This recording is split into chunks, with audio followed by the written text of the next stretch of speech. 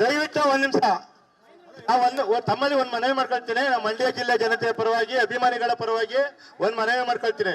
ನಾವು ಅಭಿಮಾನಿಗಳನ್ನ ದಯವಿಟ್ಟು ಬೇರೆಯವ್ರ ಮನೆ ಹತ್ರ ಕಳಿಸ್ಬೇಡಿ. ನಿಮ್ ಮನೆ ಬಿಟ್ಟು ನಾವು ಎಲ್ಲೂ ಹೋಗಲ್ಲ. ದಯವಿಟ್ಟು ನೀವು ಸ್ಪರ್ಧೆ ಮಾಡ್ಬೇಕು, ನಿಂತ್ಕೊಳ್ಳೇಬೇಕು. ನಿಮ್ ಮನೇಲೆ ನಾವ್ ಇರ್ತೀವಿ. ನಿಮ್ ಮನೆ ಬಿಟ್ಟು ನಾವೆಲ್ಲೂ ಹೋಗುದಿಲ್ಲ. ಬೇರೆಯವ್ರ ಮನೆ ಕಳಿಸ್ಕೊಡ್ಬೇಡಿ ಅಂತ ದಯವಿಟ್ಟು ಮನವಿ ಮಾಡ್ಕೊಳ್ತಾ ಇದ್ದೀನಿ. ದಯವಿಟ್ಟು ಇದು ಬರೀ ಮಂಡ್ಯದವರಲ್ಲ, ಇಡೀ ಬೆಂಗಳೂರು, ಇಡೀ ಕರ್ನಾಟಕದವ್ರು ಕೇಳ್ಬೇಕಾದ ವಿಷಯ. ನಮ್ಮ KRS ನೀರ ಕುಡಿಬೇಕಾದ್ರೆ ಇವತ್ತು ಮೂಲ ಕಾರಣ ಸುಮಲತಕ.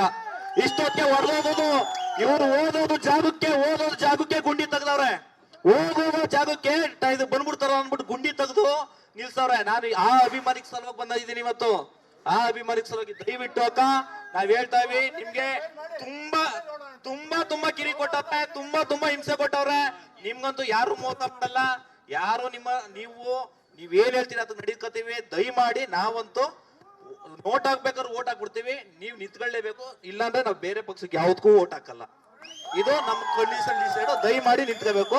ಇಲ್ಲ ಅಂದ್ರೆ ನಾವಂತೂ ಯಾವುದೇ ಪಕ್ಷದಲ್ಲಿ ಯಾವುದೇ ಇದಕ್ಕಾಗ್ಲಿ ಓಟ್ ಅಂತೂ ಹಾಕಲ್ಲ. ದಯಮಾಡಿ ನೋಟಾ ಬೇಕಾದ್ರೆ ಹಾಕ್ತಿವಿ, ನೋಟಕ್ ಬೇಕಾದ್ರೆ ಓಟ್ ಹಾಕ್ತಿವಿ. ಬೇರೆಯವ್ರಿಗೆ ಯಾರಿಗೂ ಓಟ್ ಹಾಕಲ್ಲ. ಕಳ್ರು ಕಾಕ್ರೆಲ್ಲ ಬಂದು ಎಲೆಕ್ಷನ್ ನಿಂತ್ಕೊತಾವ್ರೆ.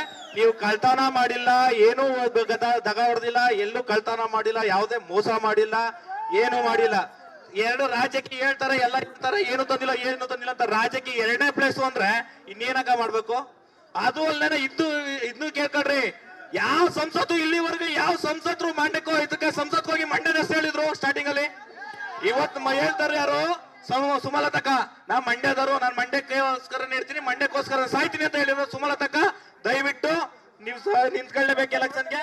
ನಿಮ್ ಏನ್ ಹೇಳ್ತೀರ ನಾವು ಬದ್ಧ ಆಗಿರ್ತೀವಿ. ಆದ್ರೆ ನಾವು ಬೇರೆ ಪಕ್ಷಗಳಿಗೆ ಯಾವ್ದಕ್ಕೂ ಓಟ್ ಹಾಕಲ್ಲ. ನೀವು ನಿಂತ್ಕೊಂಡ್ರೆ ಮಟ್ಟ ಓಟ್ ಹಾಕ್ತಿವಿ, ಇಲ್ಲ ಮನೇಲಿ ನಿಮ್ದೇ ಮಲಗಿರ್ತೀವಿ.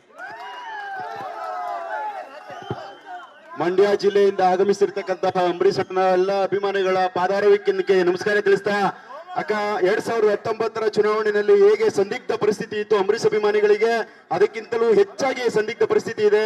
ನಮ್ಮನ್ನೆಲ್ಲರನ್ನೂ ಕೂಡ ಅನಾಥರಾಗಿ ಬೀದಿಲ್ ಬಿಡ್ಬೇಡಿ. ನಿಮ್ಮನ್ನ ನಂಬ್ಕೊಂಡು ನಾವೆಲ್ಲರೂ ಕೂಡ ಇದೀವಿ. ಪ್ರಾಣ ಭಯದಿಂದ 2019ರಲ್ಲಿ ನಿಮ್ಮ ಪರವಾಗಿ ಚುನಾವಣಾ ಪ್ರಚಾರ ಮಾಡ್ತಾರೆ ನಾವು. ಆ ಎಲ್ಲಾ ಜನಗಳು ಕೂಡ ಇವತ್ತು ಕೂಡ ನಿಮ್ ಜೊತೆ ಇದೀವಿ. ನಮ್ಮನ್ನ ಅಂಬರೀಷ್ ಅಭಿಮಾನಿಗಳನ್ನ ಅನಾಥರನ್ನಾಗಿ ಮಾಡಬೇಡಿ.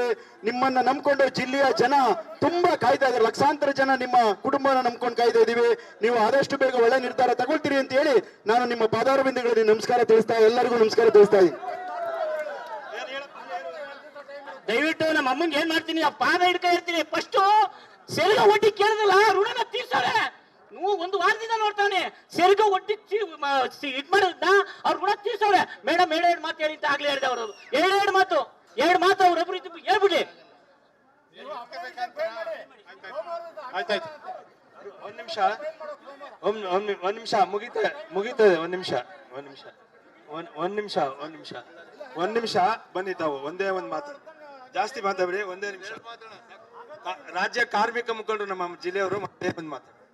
ನಮಸ್ಕಾರ.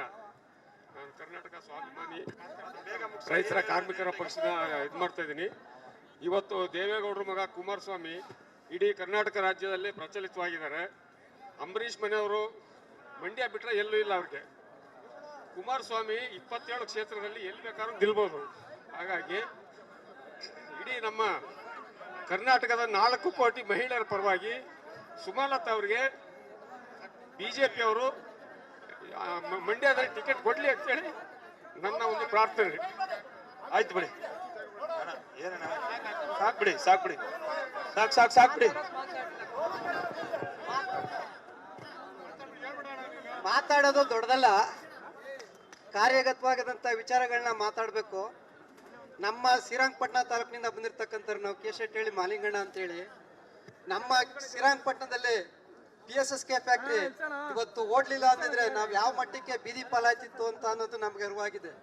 7 ಲಕ್ಷ ಟನ್ ಕಬ್ಬು ಹರಿದಿರೋದು ನಿರಾಣಿ ಕಡೆಯಿಂದ ನಮ್ಮ ಸುಮಲತಾ ಮೇಡಮ್ ಅವರು ಸಪೋರ್ಟ್ ಮಾಡಲಾಗಿ 2 ವರ್ಷದಿಂದ 1 ವರ್ಷ 3,000 ಲಕ್ಷ ಟನ್, ಈ ವರ್ಷ 7 ಲಕ್ಷ ಟನ್ ಕಬ್ಬು ಇಲ್ಲ ಅಂದ್ರೆ ನಮ್ಮ ಕತ್ತೆ ಬೀದಿ ಪಾಲಾಗ್ತಿತ್ತು. ಆಮೇಲೆ ಮಂಡ್ಯ ಫ್ಯಾಕ್ಟ್ರಿ ಬಗ್ಗೆ ರೈತರಿಗೆ ಬೇಕಾದಷ್ಟು ಹೋರಾಟನ ಮಾಡಿ ನಮ್ಮ ಬದುಕನ್ನ ಒಂದು ಹಸನಾಗಿ ಮಾಡಿದಂತಕ್ಕೆ ನಾವು ಕೃತಜ್ಞತೆ ಸಲ್ಲಿಸ್ತೀವಿ.